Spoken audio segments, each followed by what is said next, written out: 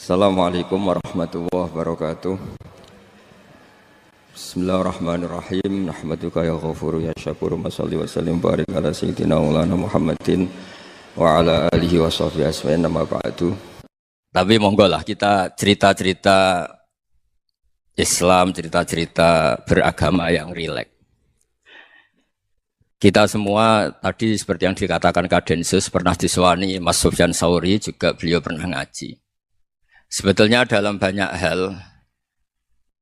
hal-hal yang keseharian itu lebih prinsip ketimbang ide kita tentang hal-hal besar.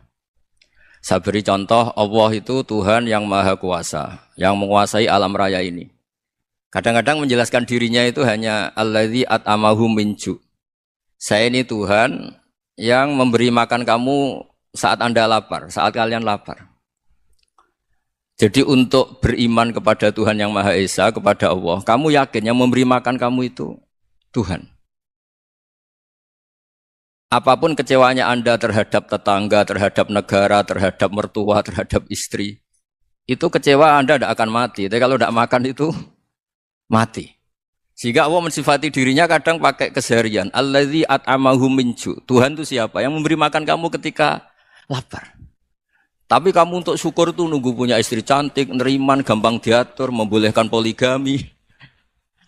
Terus 4 istri itu neriman semua, loyal semua. Itu sombong betul. Mau syukur saja kok repotnya seperti itu. Jadi mau syukur ya ada makanan dimakan. Itu. Kalau ngantuk ya tidur. Ayatnya wa min ayatihi manamukum billaili wan nahar. Maksud ayat Allah itu tidur. Nah, keangkuhan-keangkuhan ini yang menjadikan kita itu jadi repot hidup. Wong untuk syukur kok nunggu tadi. Mertua baik, tetangga baik, istri baik. Apa saja di sekelilingnya harus baik. Nah, keinginan berlebihan ini menjadikan kita lupa ada hal-hal yang paling kita butuhkan, yaitu oksigen. Kita boleh nempat di buminya Allah. Alladzi ja'ala lakumul ardo firasya. Bumi kamu tempati enak. Coba kalau gempa. Apa artinya istri 4 cantik semua kalau pas digoyang apa? Gempa. Apa artinya kamu jabat? Entah apa saja jabatannya. Kalau bumi likuifaksi, habis kamu. Kiai meskipun dai kondang umatnya jutaan, kalau likuifaksi di panggung hancur. Tapi nikmat-nikmat yang disebut Allah seperti kita kaji keseharian. Alladzi ja'ala lakumul ardo mahda. Allah itu yang menjadikan bumi dalulan, yang mudah diinjak. Famshu fi mana biya, silahkan pakai jalan-jalan. Jadi saya termasuk benar-benar kiai Jawa. Kalau kerennya Kiai Nusantara atau Kiai Indonesia lah. Diajari bapak saya Kiai Haji Nur Salim, diajari Mbah Maimun. Itu Islam itu keseharian. Karena ketika Anda memilih hal-hal yang serius, itu tujuan utamanya nyari ridhonya Allah. Dan ridhonya Allah bisa kamu dapatkan sesuatu yang pasti benar. Misalnya dalam sebuah hadis Sahih Muslim disebutkan, Inna Allaha la yardo anil abdi idza akalal akla fayahmadahu alaiha. Au yashroba syarba fayahmadahu alaiha. Itu redaksinya inna itu sesungguhnya. La yardo juga pakai lam taukid, juga maknanya sesungguhnya. Sungguh-sungguh Allah sangat ridho ketika seorang hamba itu makan. Makan ketika sesuap nasi dia muji Allah. Ketika minum seteguk nasi dia muji Allah. Itu kalau orang diridhoni Allah itu wali betul. Itu untuk jadi wali itu gampang. Kamu makan ridho. Kamu nginjak buminya Allah ridho seneng. Kamu hidup keseharian aman seneng. Nah ini supaya sampean kita semua lah. Kita semua ngaji. Betapa panduan Rasulullah untuk menggapai ridho Allah itu banyak yang keseharian sekali. Saking kesehariannya banyak dalam hadis dan itu sahih. Nabi menyebut hal-hal yang keseharian. Hatta ma tas'alu fi imra'atika. Kamu punya uang, kemudian istri kamu bisa makan, itu ibadah. Bahkan sebagian ibadah itu dicontohkan Nabi yang akhirnya diprotes sahabat.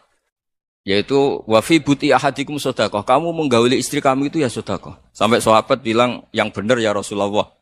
Ayati ahaduna syahwatahu wa huwa lahu ajrun. Masa urusan biologis, urusan syahwat, kemudian dia dapat pahala. Nabi menjawab, alaih salawadu'aha fi haramin aka'ana alaihi wisrun. Bagaimana kalau dia meletakkan ke yang tidak benar, itu kan dosa. Nah, hal-hal seperti ini yang saya ingin teman-teman semua lah. Semua. Saya juga agak ingin ngaji demi Anda juga agak ingin. Itu dosa sekali ngaji kok. Pesanan kelompok tertentu itu enggak boleh. Islam itu untuk semua. Jadi Ya cuma karena di depan saya jenengan ya seakan-akan jenengan korbannya. Itu ada ilmunya dalam usul fikih itu. Jadi orang itu harus ngaji usul fikih. Nama yang disebut, mungkin Mas Sufyan masih ingat zaman ngaji usul fikih. Nama yang disebut itu tidak jaminan sebagai prioritas perintah. Jadi misalnya gini, kebetulan yang di depan Nabi itu Abu Dzar. Nabi ya bilang, ya Abu Dzarin ini uhibbuka misalnya, atau ya Mu'ad ini uhibbuka, atau ya Abu Hurairah ini uhibbuka misalnya. Banyaklah riwayat yang Nabi nyebut ya Abu Dzarin, ya Mu'ad, ya Abu Hurairah. Kemudian misalnya Nabi meneruskan khitab, ini uhibbuka, saya mencintai kamu, fakul dubur sholatin, atau sebagian riwayat disebut fala tada'anna dubura kulli sholatin, Allahumma inni ala dzikrika wa syukrika wa husni ibadatik. Saya mencintai kamu, siapa saja. Mu'ad bisa, Abu Dzar bisa siapa. Saya mencintai kamu, mohon kalau habis sholat kamu jangan lupa wiridan Allahumma a'inni ala dzikrika wa syukrika wa husni ibadatik. Ya Allah, tolong kami permudah supaya mudah ingat engkau. Anda tidak bisa mentang-mentang, wong nama saya Parmin, nama saya Purnomo, itu yang diperintahkan Mu'ad misalnya. Jadi yang disebut satu, tapi khitab itu untuk siapa saja. Saya teruskan ya. Jadi saya mohon semua kita melakukan kebaikan itu kalau dalam kaidah fikih disebut al-yakin la yuzalu bisyak. Banyak kebaikan yang kebenarannya itu 100%. Tidak punya efek samping ke pihak lain, ke kelompok lain, ke komunitas lain. Itu tadi misalnya Anda makan dan itu murah sekali, hanya butuh satu piring. Setiap kunyahan kamu muji Allah, setiap minum kamu muji Allah. Itu redaksinya Rasulullah SAW disebut Allah sangat ridho ketika seorang hamba makan, kemudian dia memuji Allah. Atau minum, kemudian dia muji Allah. Logikanya gampang, negara seperti ini yang kamu harapkan bentuknya kayak apa, mertua, ipar, komunitas, tetangga. Itu nyata terjadi itu kan belum pasti.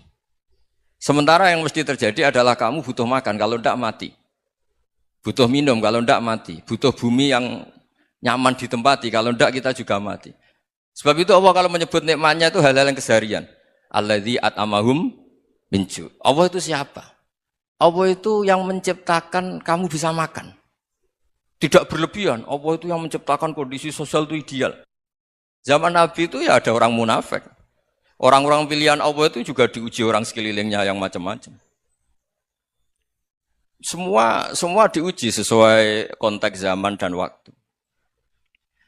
Nah, tapi ada ibadah-ibadah yang selalu disarankan Nabi. Sampai Nabi itu pernah ditanya, Ayul Islam ya khairun ya Rasulullah, Islam terbaik itu gimana? Jawaban Nabi itu unik. It'amu to'am. Islam terbaik itu ya makan-makan, santai-santai. Ketika Allah menyebut beberapa kebaikan, falak tahamal aqobah wa ma adrokan apa? Mal aqobah. Terusannya apa? Fakku raqobah. Terusannya apa? Au it'amun fi yaumin di masubah. Ya itu acara makan-makan itu juga Islam. Kenapa? Ya bayangkan kalau tidak ada makanan, kita mati kan? Kondisi sosial tidak ideal itu Anda masih gak apa-apa. Tapi kalau Anda tidak makan, Anda tidak minum, kamu punya istri cerewet masih bisa hidup, punya mertua cerewet masih bisa hidup. Tapi kalau tidak makan bisa mati. Berarti penting mana istri sama makan? Penting mana? Makan. Semoga istri Anda dengar, nanti kamu disuruh makan tapi pulang deh.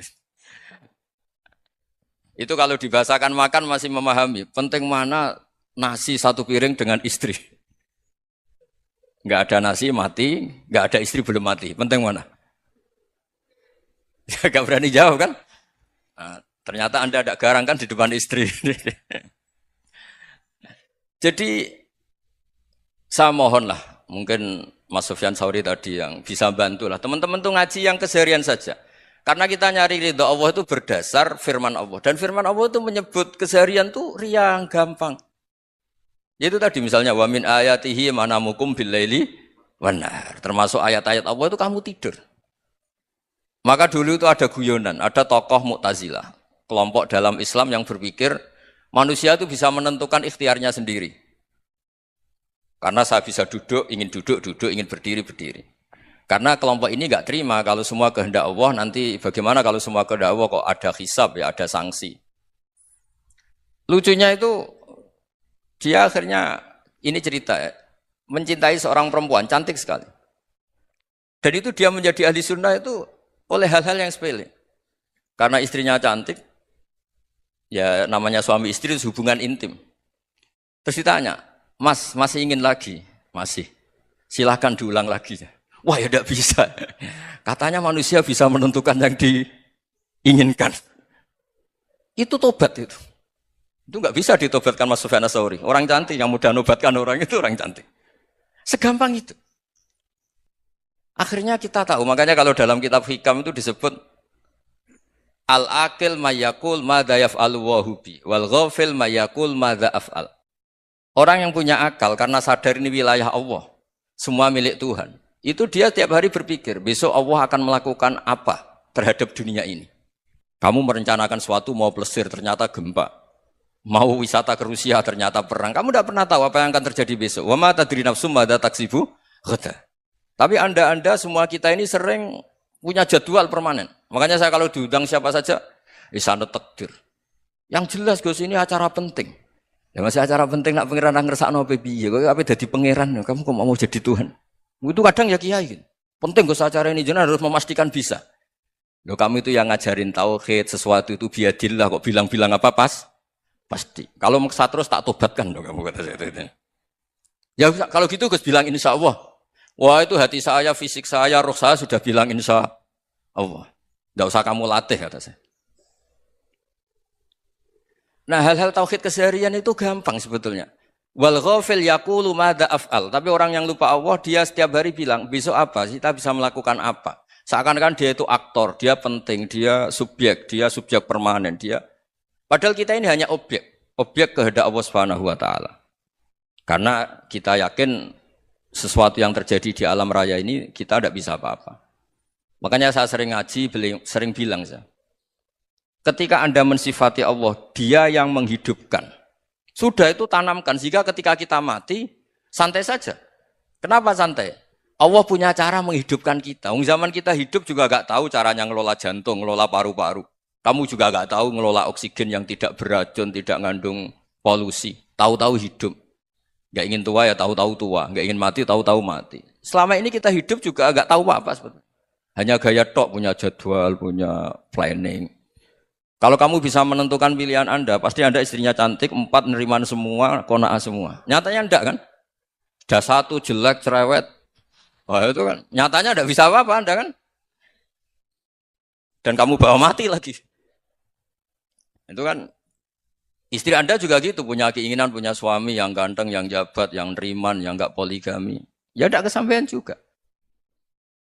Kalau kita ngitung tingkat kegagalan kita itu gagal terus. Ya kan? Nah, terus ingat Allah, madza yaf'alu wa hubi. Orang yang punya akal selalu berpikir Allah itu menghendaki apa terhadap saya. Lalu sama-sama orang itu. Ngelihat orang yang serius, itu kata Anda itu pemikir berat, serius. Senang punya tokoh yang merengut karena kamu anggap serius.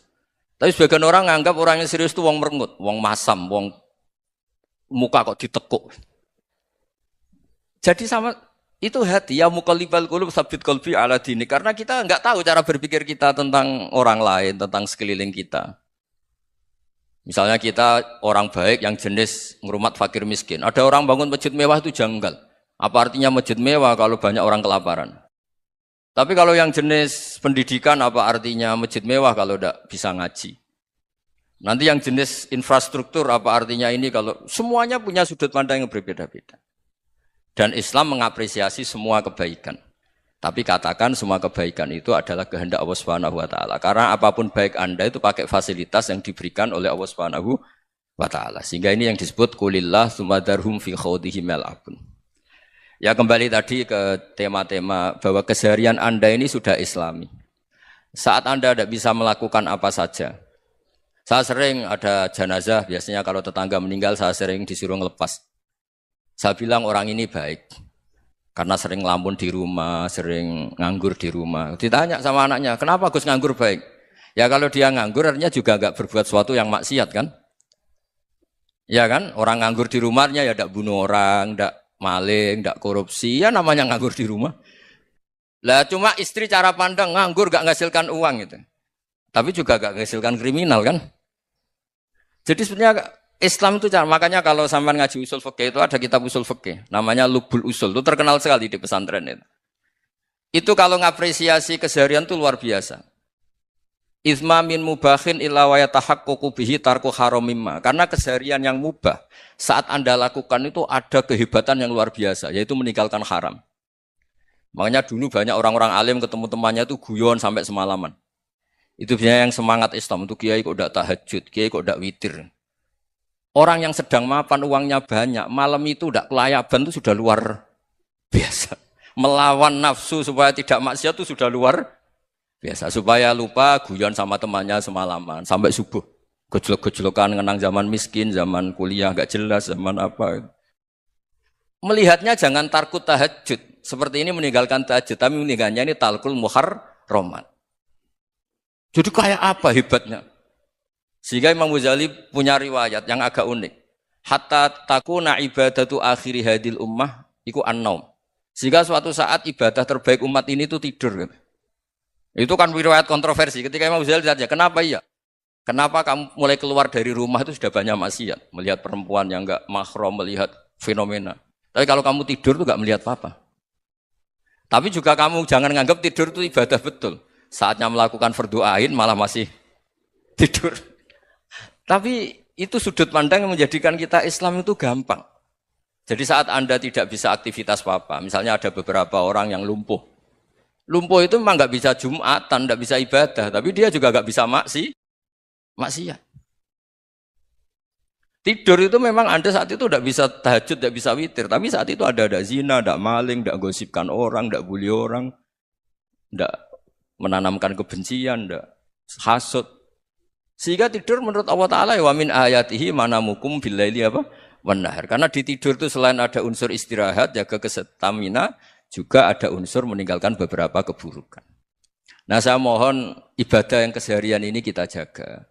Supaya kita semua baca ayat itu fasih. Fasih itu tertanam di hati. Allah itu siapa?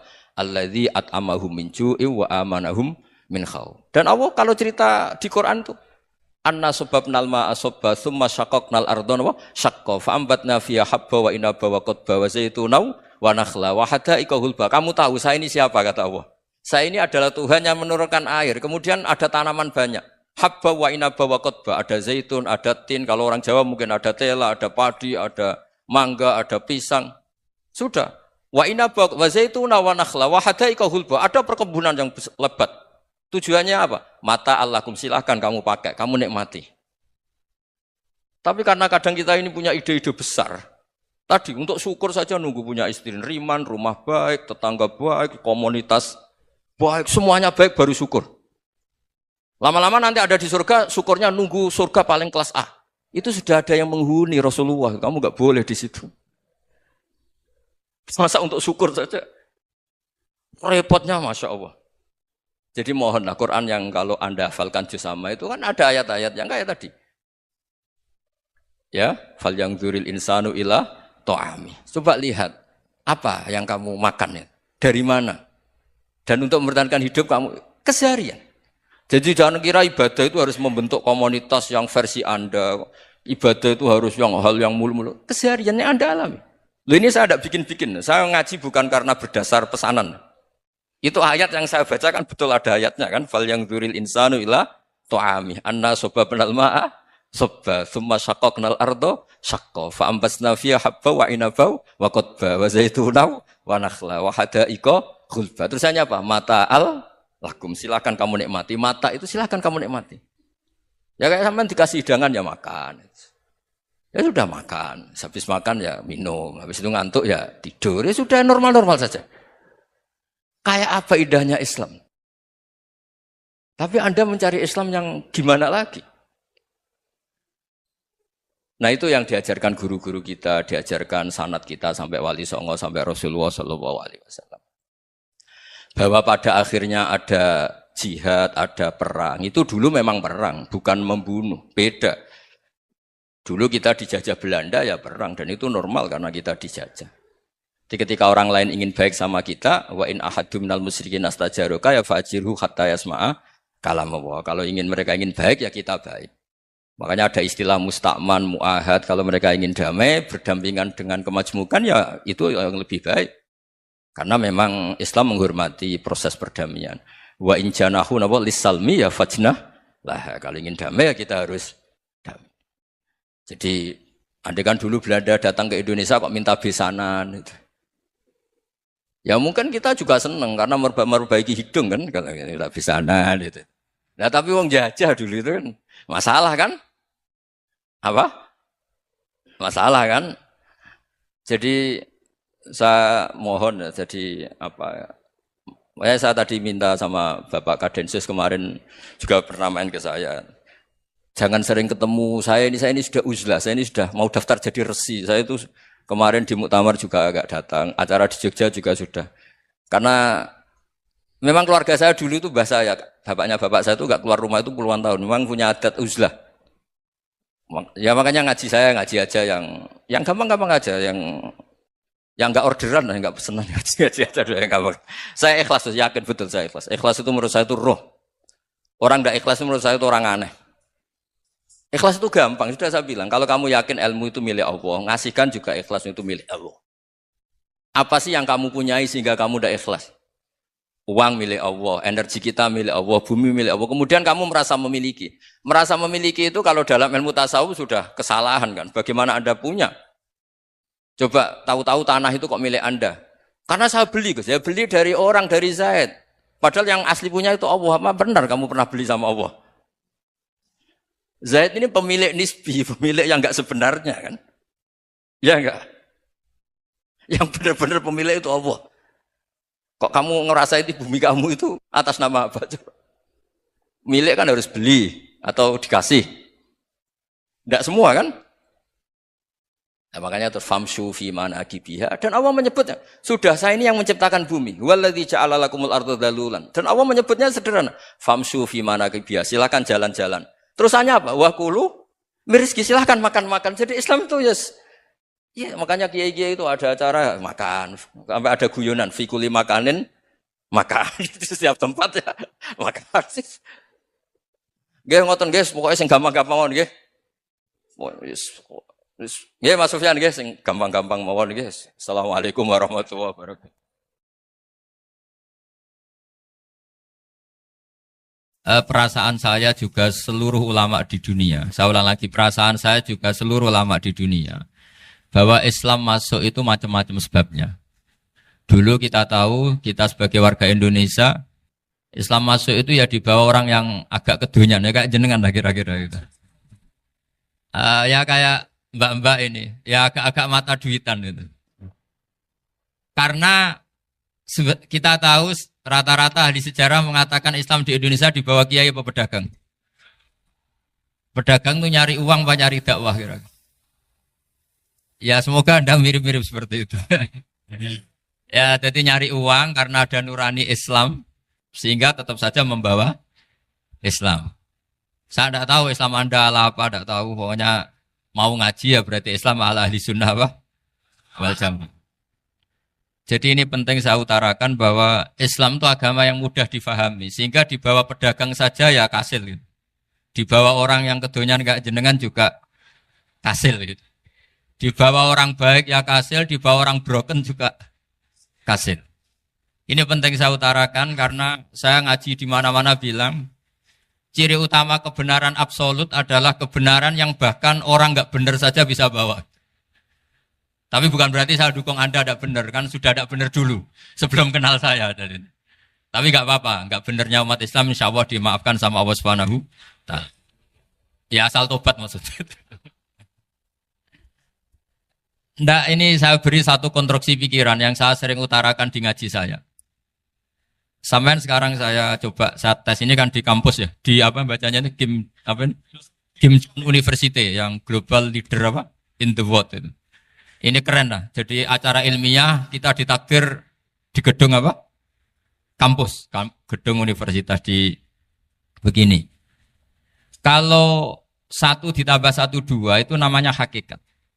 Ciri utama hakikat adalah siapapun akan menerima. Saya sekarang tanya sama Anda, kira-kira 1 tambah 1 2 itu musuh Anda pun mengatakan 2 apa tidak? Ya. Pekerja Korea ya bilang 2, Rektor Al-Azhar juga bilang 2. Kamu yang sekarang sedang mungkin sebagian broken sama istri juga bilang 2. Istri kamu yang mangkal sama kamu juga bilang 2. Yang cemburu ya bilang 2, yang dicemburuin juga bilang 2. Karena begitu mudah kebenaran absolut diterima oleh siapa saja. Begitu juga eksistensi Allah sebagai Tuhan. Itu mudah diterima oleh siapa saja. Sehingga pembawanya tidak perlu seorang kiai atau gus atau mubalek atau ketua muin, tidak. Cukup karyawan pekerja Korea. Karena kebenaran absolut itu kebenaran yang mutlak. Siapa saja yang waras pasti ngakui. Kira-kira orang yang berpikir sehat pasti berpikir begini. Ini yang diajarkan Quran. Bumi ini kadung wujud. Sudah wujud kadung wujud, punya eksistensi. Mungkin enggak sesuatu yang wujud kemudian disebabkan oleh sesuatu yang nihilisme, yang tidak ada. Mungkin enggak? Enggak mungkin. Yang namanya penyebab itu harus sesuatu yang wujud. Di mana-mana penyebab itu harus punya eksistensi. Karena langit dan bumi ini kadung wujud, pasti penyebabnya adalah wujud. Karena wujud penyebab harus bersifat super. Lah bersifat super ini oleh ulama dikatakan wajibil wujud. Itu akal siapa saja akan nerima. Cuma kemudian setelah nerima itu orang macam-macam cara berpikir. Mungkin orang Jawa dulu bilang itu Sahyang Widi. Kalau orang sini mungkin bilang apa itu? Dewa atau apa ya? Enggak tahu saya itu. Karena itu yang teman sampean, enggak teman saya itu. Tapi yang jelas begini, ini konstruksi ini harus kita jaga. Nanti saya bacakan teks hadisnya. Kebenaran sejati ciri utamanya adalah ada absolutisme, ada kebenaran mutlak. Ciri utama kebenaran mutlak adalah diakui bahkan oleh siapa saja, termasuk oleh orang fasik. Orang fasik itu orang enggak benar. Misalnya ada imam masjid besar Istiqlal, ditanya 1 + 1 bilang apa? 2. Nanti kira-kira yang lonte juga bilang apa? 2. KPK juga bilang koruptornya yang ditangkap 2. Nah, eksistensi Allah sebagai Tuhan ini kebenaran yang absolut. Maka agama ini juga boleh diterima oleh siapa saja, termasuk oleh orang fasik, orang enggak jelas. Ini penting saya utarakan karena sekarang marak kelompok yang mengatakan orang Islam kalau zina menjadi tidak muslim, orang Islam kalau korupsi menjadi tidak muslim. Salah sedikit tahlilan jadi kafir, percaya wasilah jadi itu tidak benar seperti itu. Karena kebenaran eksistensi itu kebenaran yang enggak bisa diganggu gugat. Seperti Anda ini kan warga Indonesia. KPK ya warga Indonesia, koruptornya juga warga. Apa setelah dia korupsi lalu tidak warga Indonesia? Tetap warga. Orang yang meyakini kalimat tauhid setelah dia salah, apa terus tidak tauhid? Kan tetap ya? Maka dia tetap Islam. Ini penting saya utarakan. Kalau seorang warga Indonesia yang koruptor, yang macam-macam saja tetap warga Indonesia, padahal banyak kesalahan. Karena status warga Indonesia adalah status yang permanen. Begitu juga status Muslim adalah permanen bagi siapa saja yang melafadzkan La ilaha illallah Muhammadur Rasulullah. Kita tidak bisa mengkafir-kafir mereka. Itu juga yang sering dipesankan dan jadi ciri khas ulama ahli sunnah wal jamaah, tidak mengkafirkan orang Islam meskipun melakukan dosa besar. Soal dia salah nanti masuk neraka ya silakan saja, saya ada ikut, paham ya? Sampai bisa mencoba. Tapi tetap saja dia muslim. Analoginya tadi. Analoginya gampang sekali tadi. Orang Indonesia yang salah itu tidak akan merubah statusnya sebagai warga Indonesia. Karena ya memang dia berstatus warga Indonesia. Orang Islam yang sudah melafadzkan syahadat maka menjadi muslim. Saya di mana-mana berkampanye, berfatwa. Orang kafir yang 70 tahun kafir, sekali melafadzkan kalimat tauhid, itu menjadi muslim apa tetap kafir? Muslim. Masa kita yang Islam terus, yang kalimat tahlil la ilaha illallah, kemudian menjadi kafir karena kalimat itu? Itu faham aneh apa aneh? Wong yang kafir saja menjadi muslim karena kalimat tauhid, yang Islam menjadi kafir juga karena kalimat. Ini ngajak apa-apaan? Ya ngajak goblok-goblokan, kira-kira kan gitu. Ini penting saya utarakan karena ini penting. Nah, setelah kamu yakin tauhid, ciri utama tauhid itu apa? Menstatuskan sesuatu sebagaimana hakikatnya. Misalnya bumi Korea, ini statusnya tetap buminya apa?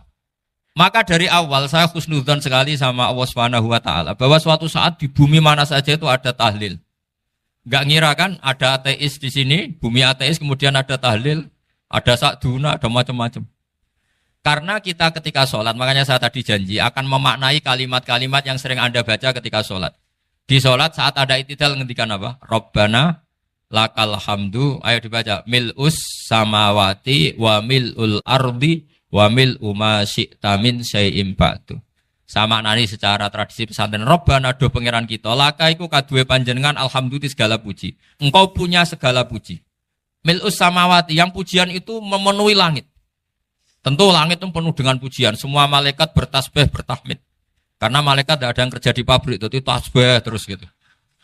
Nggak ada yang nyari uang, nggak ada yang cari won ya. Apa won ya kalau bahasa?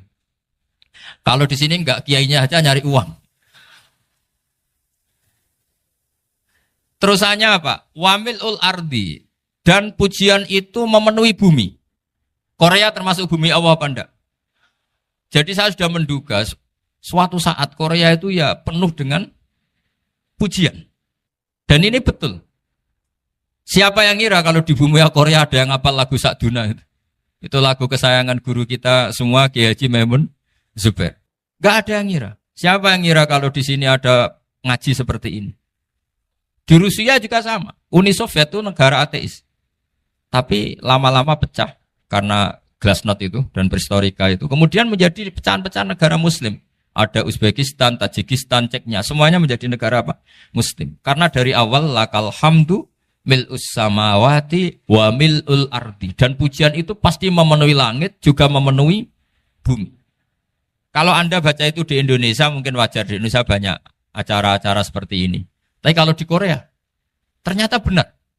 Dan Anda ini kalian semua termasuk pembuktian benarnya wa mil'ul ardi. Keren kan teman? Oh keren sekali, bukan sekedar keren sekali. Makanya saya jarang diundang pengajian mau, tapi diundang di Korea mau. Tapi saya ada niat datang undangan, memang saya ingin datang. Jadi, ya karena itu. Ini bentuk penghormatan saya. Bentuk penghormatan saya bahwa pada akhirnya benar-benar lakal hamdu mil'us samawati wa mil'ul ardi. Jadi Anda tidak perlu pesimis, dulu Indonesia juga seperti itu. Banyak Buddha, Hindu, semacam ateisme. Kemudian berkatnya para ulama, sekarang jadi negara yang mayoritas Muslim. Korea, barokahnya orang-orang kedonyan seperti ini banyak Islam itu. Gak apa-apa. Karena sebagian agama Islam, sebagian sejarah ditulis di bawah pedagang-pedagang Gujarat. Kira-kira orang Gujarat ke Indonesia dulu, yang namanya pedagang cari apa? Uang. Tapi namanya orang Islam, hatinya tetap adanya tauhid. Nyari uang ya tetap sambil dakwah. Kalau yang ke Korea langsung kiai mungkin tidak seramai ini Islam.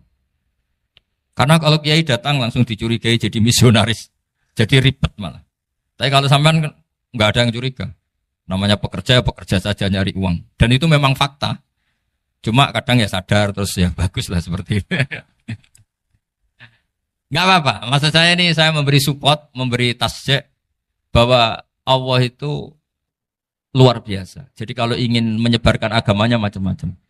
Kadang kiai tidak bisa mengislamkan orang, itu anak-anak mahasiswa pacaran, itu banyak yang pacarnya itu masuk Islam. Tapi sampean jangan bilang pacaran halal, ya tidak pernah halal.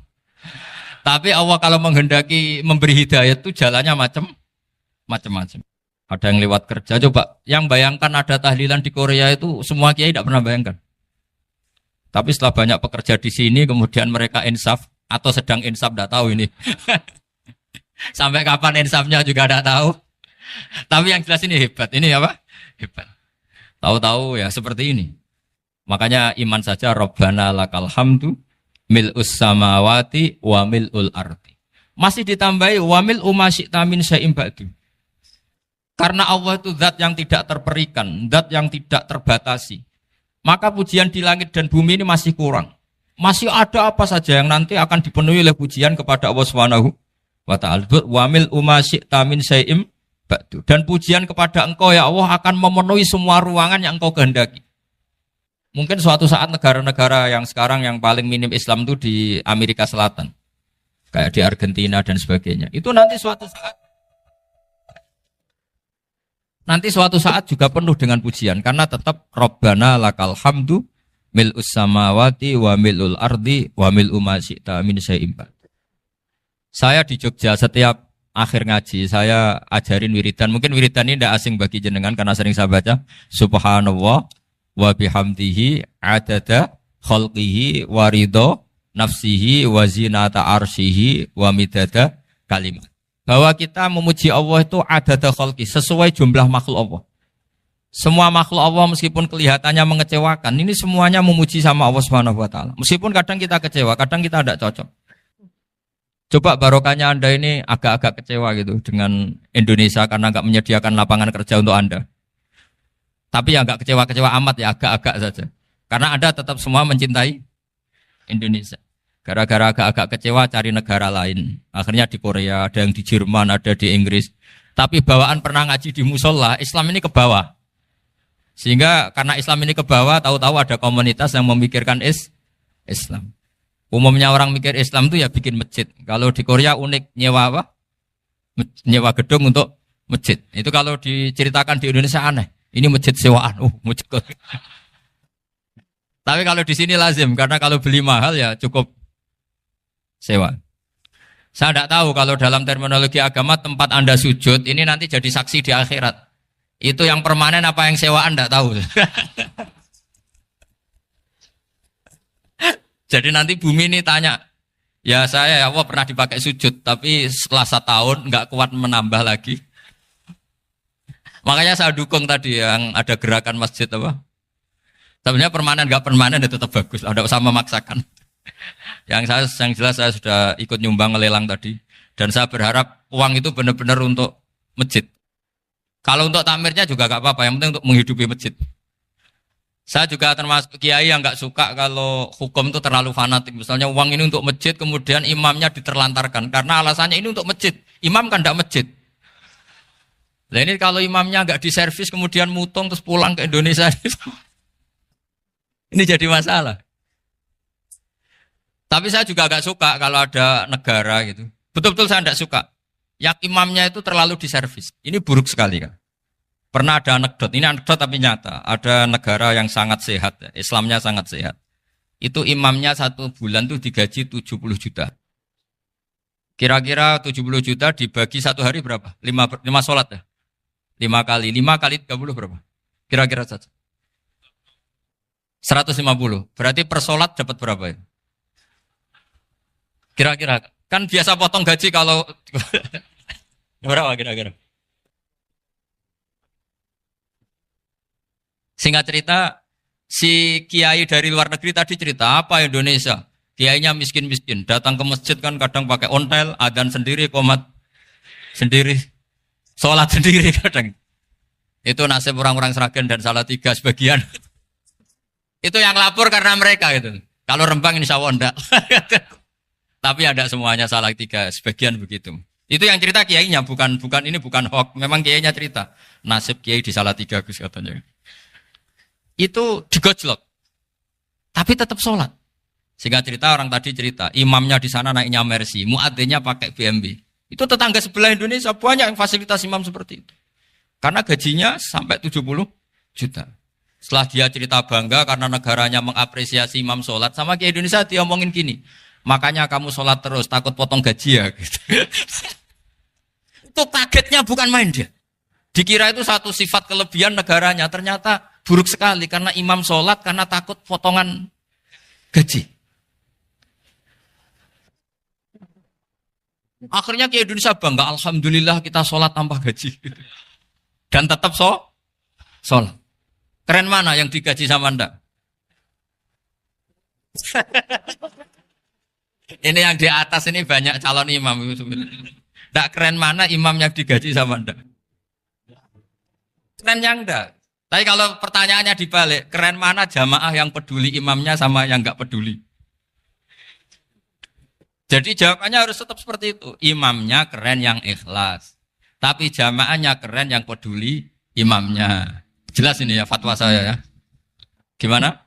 Imamnya baik yang ikhlas. Tapi jamaahnya baik yang peduli nasibnya. Tapi sekali imam dari awal enggak ikhlas itu harus di PHK. Itu bahaya bagi agama kalau awalnya sudah ada ikhlas. Karena nanti setelah habis subuh terus dihitung. Wong setahu saya sholat terus kok kenapa gajinya tinggal segini? Ya, setahu saya sholat terus kok gajinya tinggal segini. Terus nanti takmirnya bilang, kemarin duhur Pak Yai tidak ngimamin.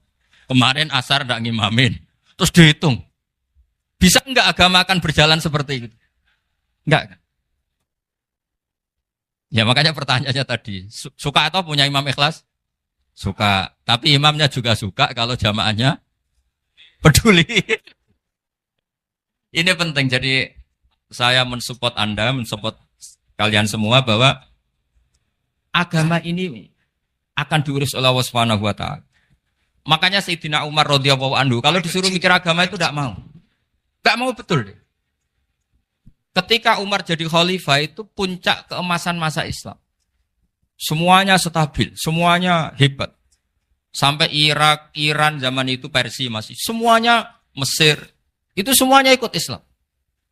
Ketika Islam pada puncaknya, yang dikhawatirkan oleh masyarakat adalah begini. Lalu setelah Umar itu bagaimana? Islam setelah dipimpin orang yang tangguh, yang kuat, yang waroi, yang zuhud. Lalu setelah Umar itu gimana? Tapi Umar disuruh mikir gak mau. Sampai setiap Abdullah bin Umar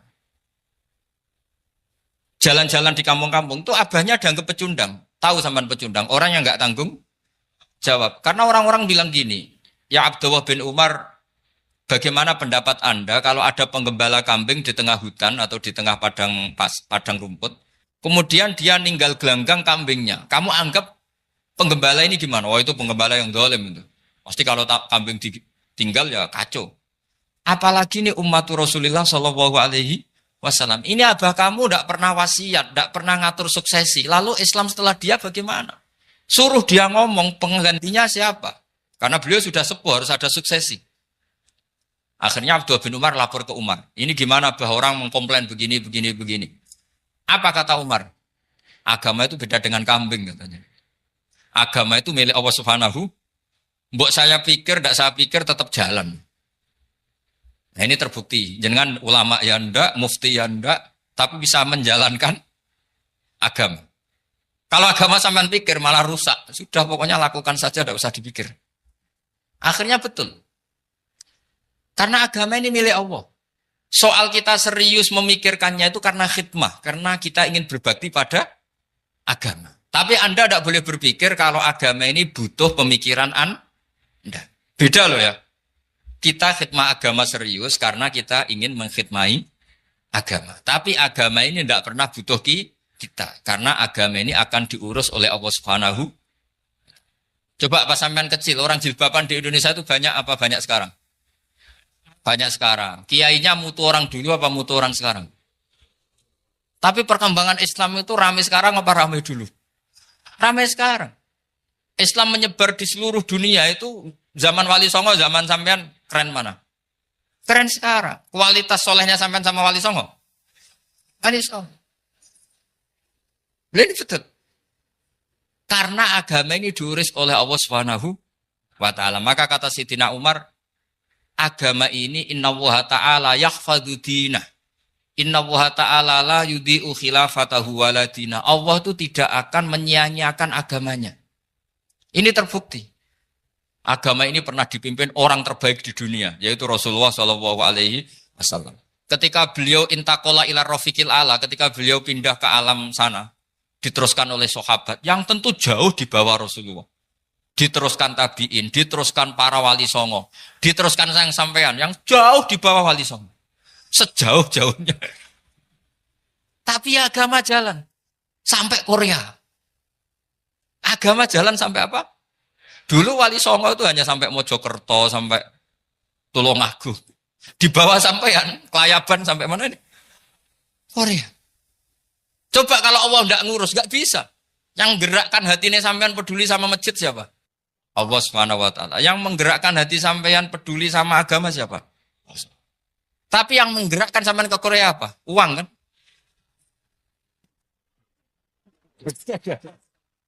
Enggak, enggak apa-apa, jujur saja, jujur ya, santai aja. Ini bagian dari keramatnya jenengan. Niatnya agak bener tapi dibenerin Allah di sini. Dari awal niatnya kan uang gitu. Tapi setelah di Korea dibenerin Allah. Mbok ingat agama gitu. Keren kan?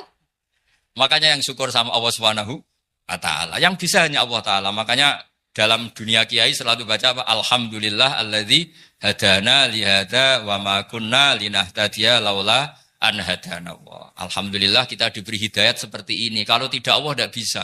Sudah mata duitan, kadang istri ngomel, mertua tidak percaya. Sudah setengah-setengah broken gini di saya tahu sampean ke Korea itu karena broken pas saking sayangnya keluarga. Potensinya hanya dua. Dibela-belain kerja demi keluarga atau agak broken maka ke sini. Tapi apapun potensi itu tetap baik. Itu takdir sudah, itu takdir tidak usah dibicarakan. Semua itu apa? Karena orang kalau sedang rukun ya tidak mau tukaran, kalau sedang tukaran ya tidak mau rukun. Itu sudah semuanya takdir. Kata bapak saya dulu kalau ada orang mau jualan tanah, Pak Yai tanah saya mau saya jual. Ini gimana padahal ini tanah warisan. Kata bapak, nak waya adol ya adol. Memang ini saatnya jual ya jual saja. Nanti kalau kaya saatnya beli ya beli saja. Karena kalau sudah saatnya jual mau beli ya gak mungkin kan. Mau memang saatnya jual. Kalau sudah kaya kan gak mungkin jual tanah. Saatnya beli. Maka semoga masalah di keluarga sampean ya masalah musiman. Maksudnya yang tukarannya ini musiman. Yang rukunnya permanen.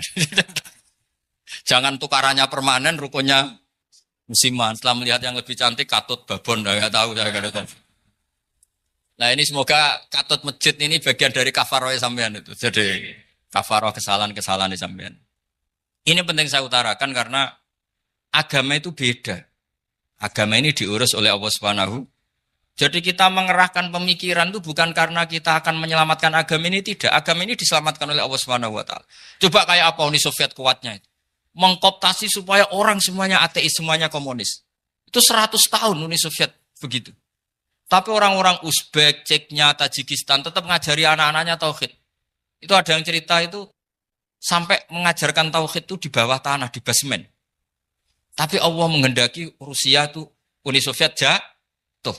Ketika jatuh, negara-negara ini langsung menjadi negara Islam, yaitu Uzbek, Tajikistan, Ceknya. Mungkin nggak mereka langsung menjadi negara Islam, andai kan saat menjadi Uni Soviet benar-benar menjadi ateis. Nggak mungkin kan? Karena saat dikooptasi Uni Soviet, akidah mereka tetap tauhid. Cuma nggak berani muncul. Artinya apa? Uni Soviet nggak bisa menghabisi Islam. Kurang kerennya Uni Soviet zaman itu. Bisa nggak menghabisi Islam? Nggak bisa.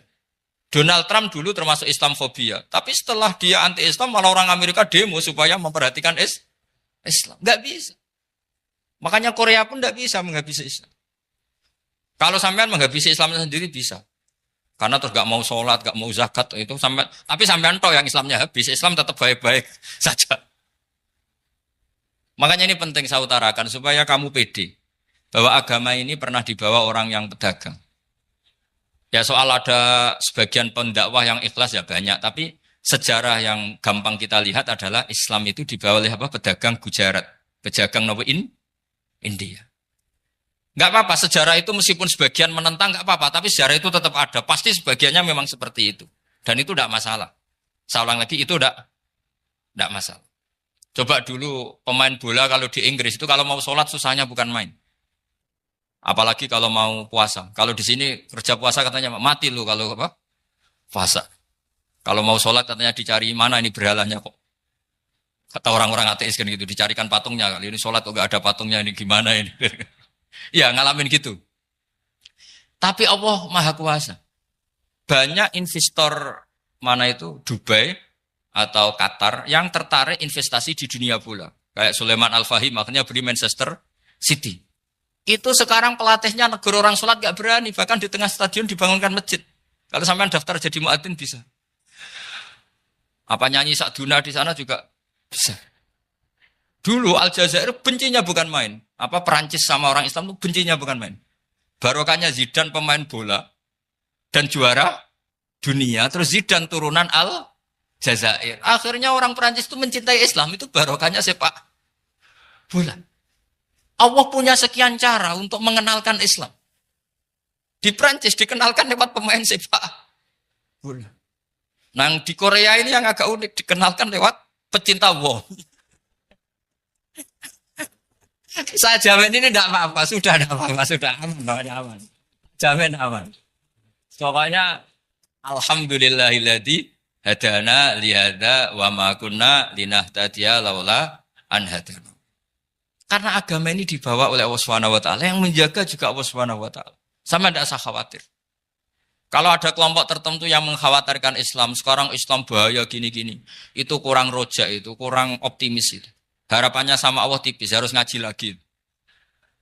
Agama ini limangka nayarjuwa hawal yaumal akhir. Agama ini bagi yang terus-menerus berpengharapan kepada Allah Subhanahu wa ta'ala. Agama ini limangka nayarjuwa. Coba bahasa Arabnya roja, yarju, rojaan. Maknanya harapan. Jadi agama ini bagi yang selalu berpengharapan, bukan yang pesimis, bukan yang hati kecil, apalagi yang tukang putus asa. Coba agama ini begitu luar biasa, dibawa orang yang macam-macam. Tadi di Perancis dibawa oleh pemain apa? Bola. Ada masjid di Inggris itu ya dibawa mahasiswa-mahasiswa itu yang dulu sebagian yang nggak pernah ngaji, setelah di Inggris bikin komunitas pengajian.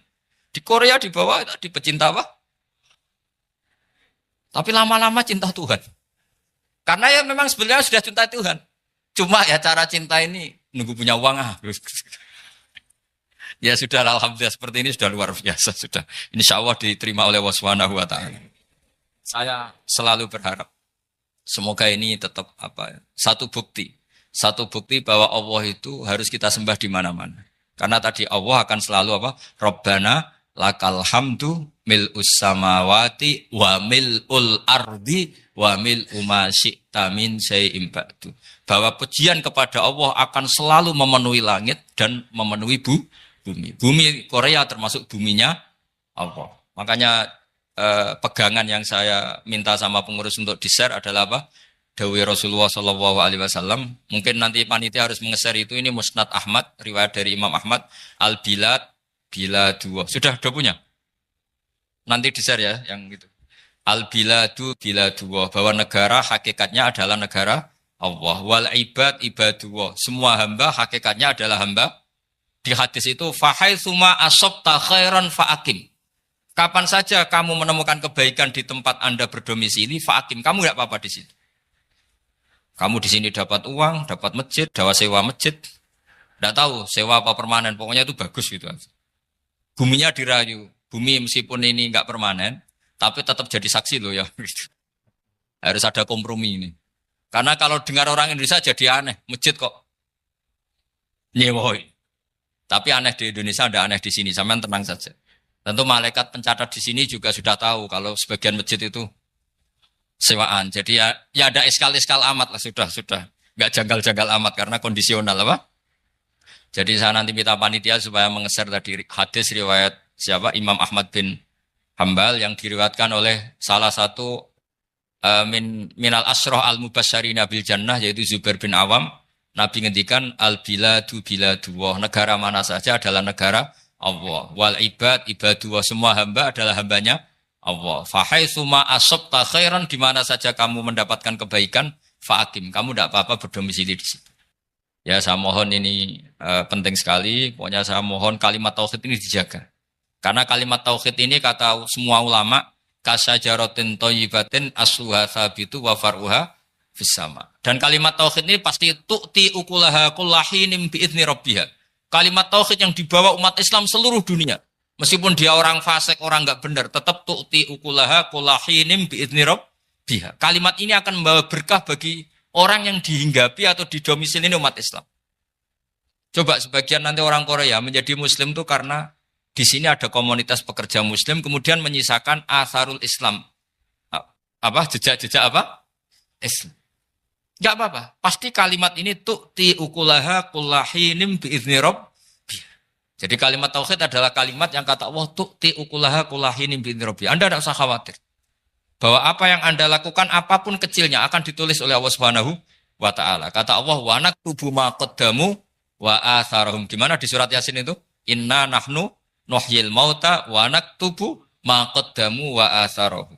Saya bisa menghidupkan orang mati dan semua amal kalian saya tulis, kata Allah. Wa atharahum, dan jejak-jejak yang pernah kalian lakukan juga ditulis.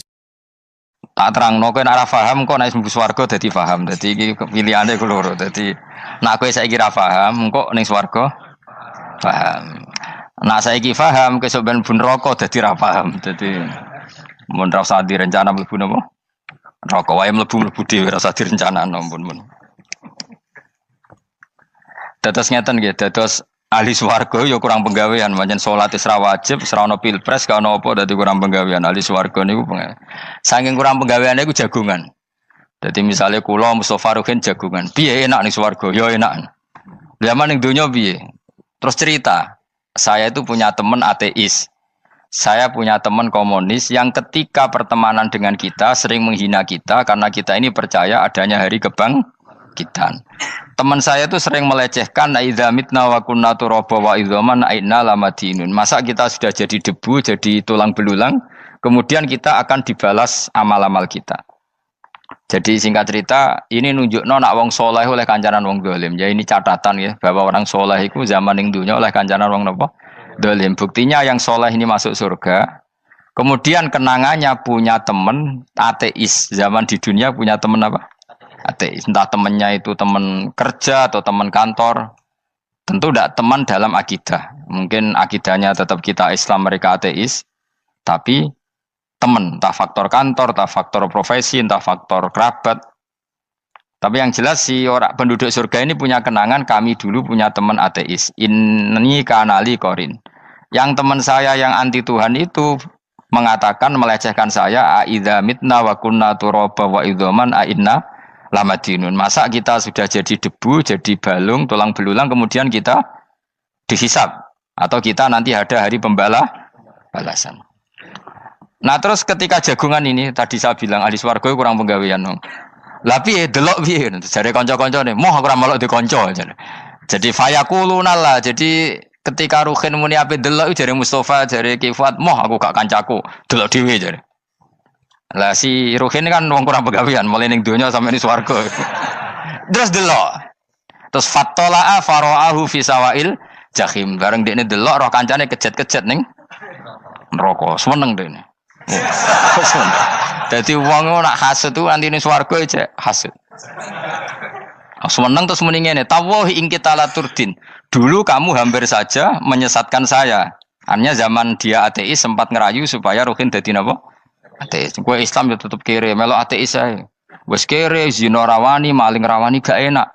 Soalnya sering dirayu-rayu gitu. Makanya bilang apa? Tawahi ing kita laturdin, kamu zaman di dunia hampir saja menyesatkan saya. Walau la ni'matu rabbi lakuntu minal muhdharin. Kalau saja saya tidak diberi nikmat Allah, aku kelakuanku ya koyo kowe, akhirnya masuk neraka koyo kowe. Nah, terus ada soalu taladzudin. Dia tanya tapi saking senenge.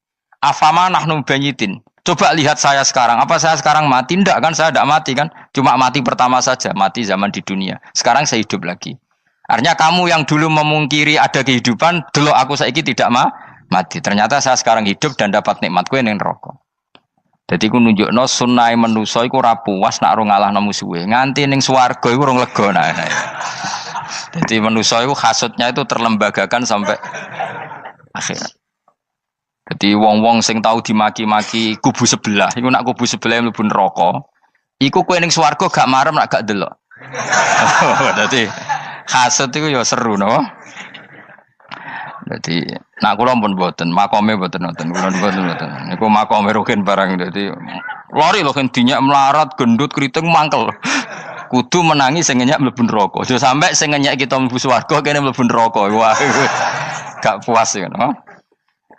Makanya gambarannya Quran itu manusia tetap manusia.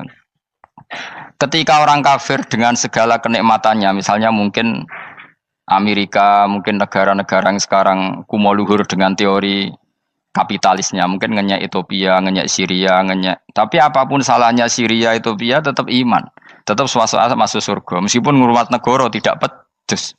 Tapi yang ngurmat negara benar, tapi ngurmat iman tidak benar, bisa saja nanti masuk neraka.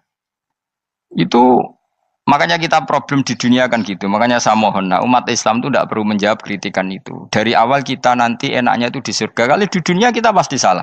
Ngelola negara raiso. Banyak negara Islam sing carut, napa? Marut. Ngurus bojo raiso. Banyak santri sing pegatan. ngurus anak yo ora iso, anak yo dumbuling kok bapak. Kita ini kan ngurus yayasan yo ora iso. Kan semua yang berbau Islam mesti carut marut. Karena ya apa ya, dari awal kita ini mah enggak serius ngurus dunia. Kok serius piye nyimpen dhuwit wedi dosa ana hisab. Ape riba rentenir wedi dosa. Wape ngatur dunia nemen-nemen wedi dosa. Allahu al-mudabbir sing ngatur kok melu ngatur barang. Wah, akhirnya karena wedi dosa terus goblok. Sebagian goblok klasik, sebagian keterusan. Nah, sing repot sing keterusan sampai asli lah iku terus kombinasi napa? Dadi wong Islam iku ora kober serius mengurus dunia. Kadang punya pemimpin fasik lah ben kono pek-pekan dunia. Jadi ribet wong Islam. Akhirnya kita ini dihina wa idza marru bihim yatakhamazun wa idza qalabu ila ahlihim qalabu fakihin wa idza ra'ahum qalu innaha ula inapa ladallun. Orang-orang kafir itu kalau melewati orang Islam pasti ngenyek. Urip nyatane ngono, ngelola negara enggak bisa, ngelola keluarga enggak bisa. Nah, nanti kalau kita di surga itu kata Allah fal yaumal ladzina amanu minal kufari yadhakun. Nanti di surga orang-orang iman gantian menertawakan orang-orang kafir. Jadi itu menunjukkan bahwa kita tidak pernah puas sebelum dendam menertawakan. Jadi wis ning swarga iku cita-citane mukmin tetep fal yaumal ladzina amanu minal kufari yadhakun. Jadi kowe sok ben ning swarga iku ya Allah kasih saya fasilitas bisa melihat penduduk neraka. Terus dene ning teras-teras swarga dipertontonkan orang kafir alal araiki yang durun. Hal suwibal kufaru makanu ya falun. Delok saiki kowe mbek aku mulya ndi. Jadi dendam itu penting.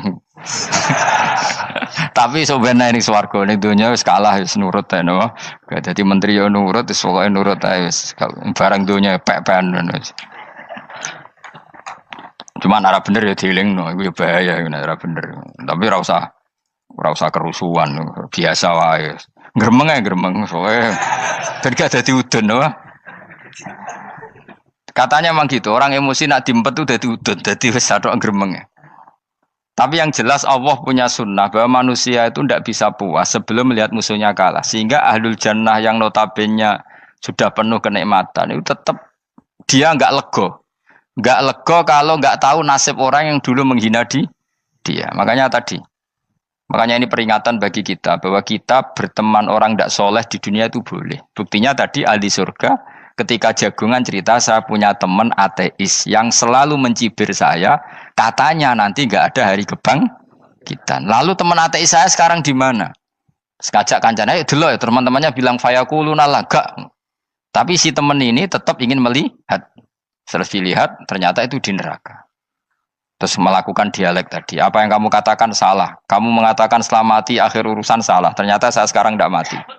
Afama nahnu bimai itin illa mutatanabuna.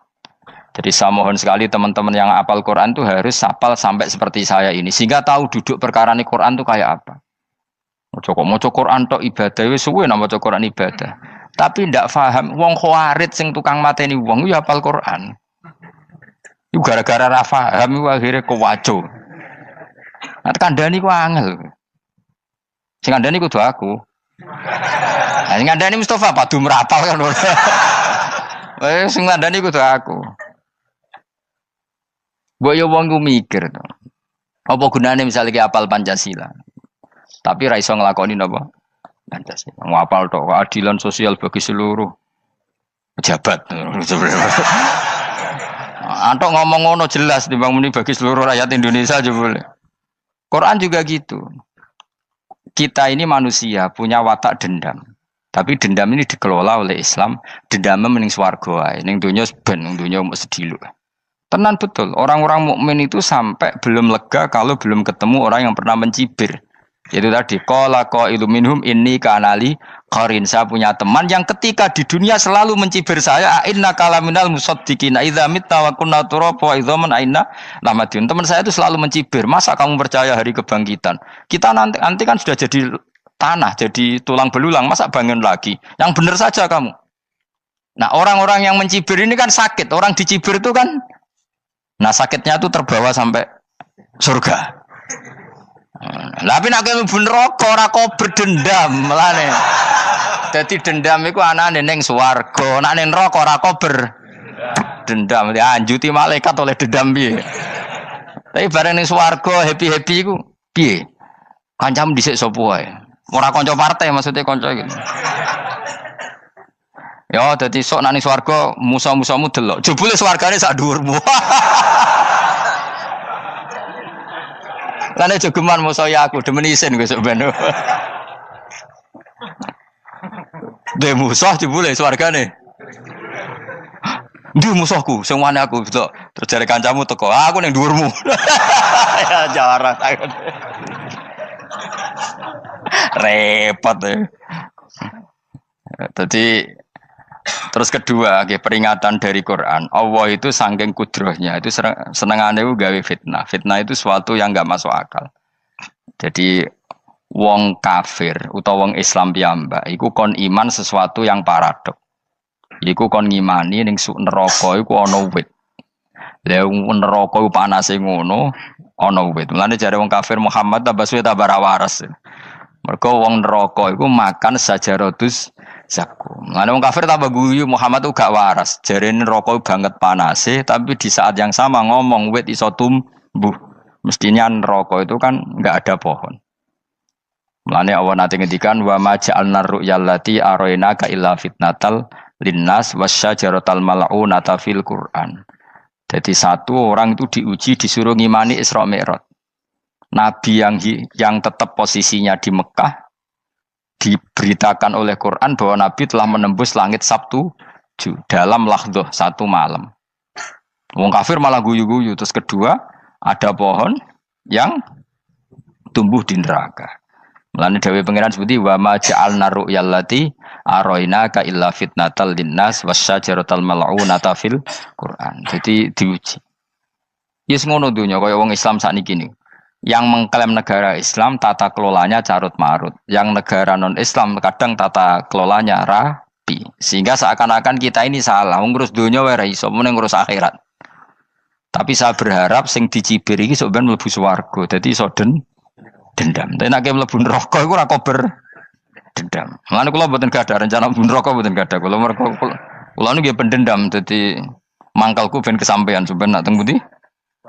Swarga. Kita harus ngalami fal yawmal ladzina amanu minal kuffari yadhakun alal araiki yang jangan sampai kita ngalami kita sendiri disiksa. Kowe ngilu awakmu dhewe, milih dendam apa milih mlebu neraka? Milih dendam ya. Syaratnya mlebu apa? Swarga. Ya. Jadi pangeran itu memang sering damel sesuatu itu paradok. Tapi memang Allah sengaja. Mulane kula bolak-balik matur, ulama itu banyak, yang jaga akhlak ya banyak, yang jaga ilmu yang banyak. Kadang yang jaga ilmu itu yang akhirnya nyuwun sewu cangkem elek dan itu penting. Saya di mana-mana bilang, sesuatu itu kadang nggak bisa dijelaskan secara baik-baik. Syaratnya kudu cangkem elek.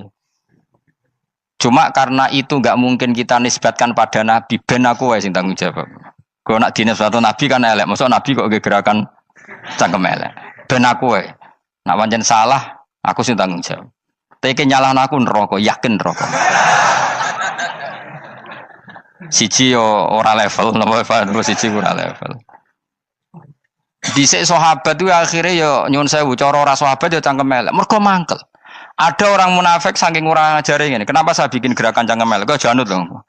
Kowe asli elek maksudnya cangkemmu wis elek ora kok. Engko nang darane aku harus gebak ora asli cangkemmu wis elek. Wis ngono perkara dunya ora perkara hak. Nah kan perkara hak, cek keren. Wong munafik ku saking mangkelnone ning Kanjeng Nabi, saking kepengin Nabi itu ketok goblok, ketok salah. Iku kadang takok nggawa untane unta.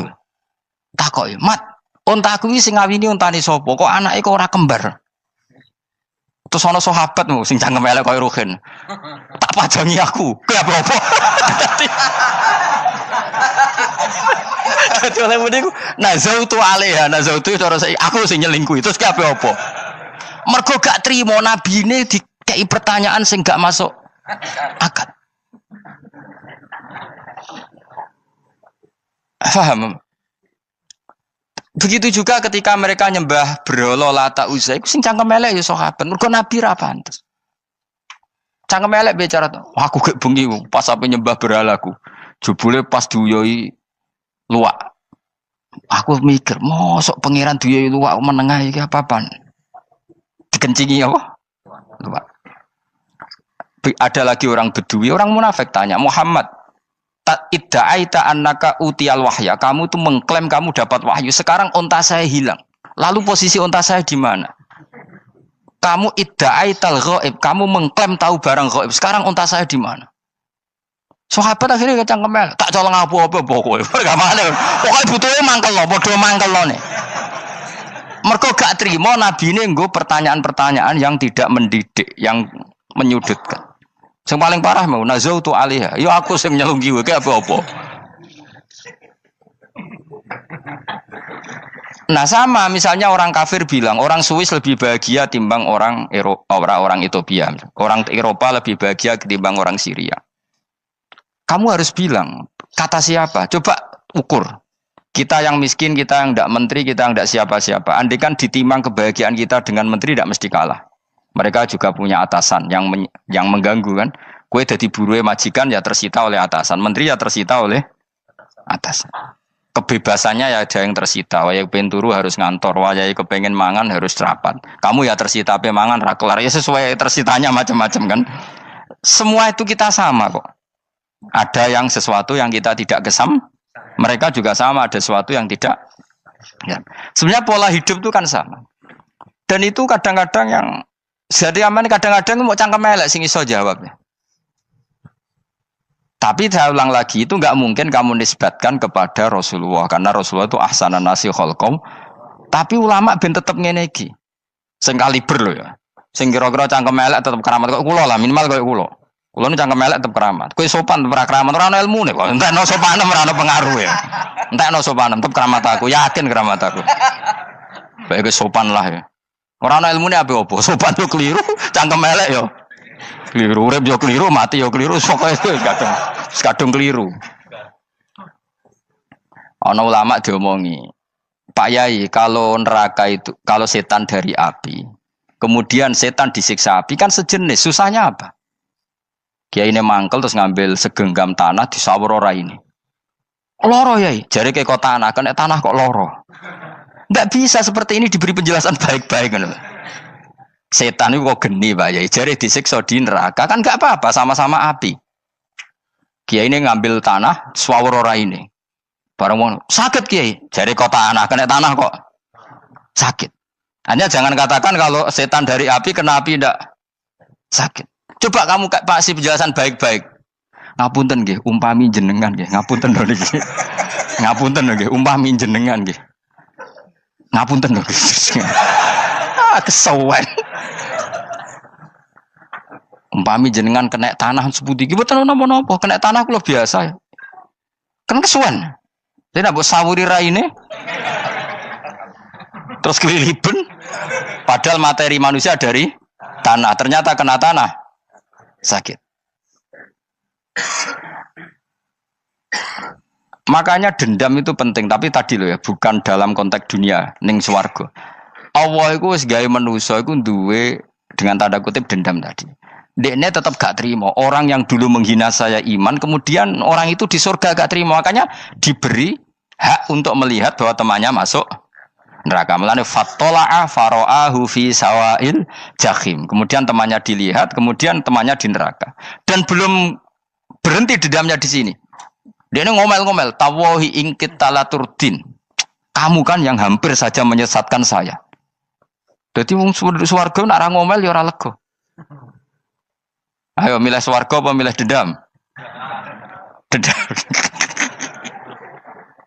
Jadi mulane ngaji ben kero, dadi ben lega apa?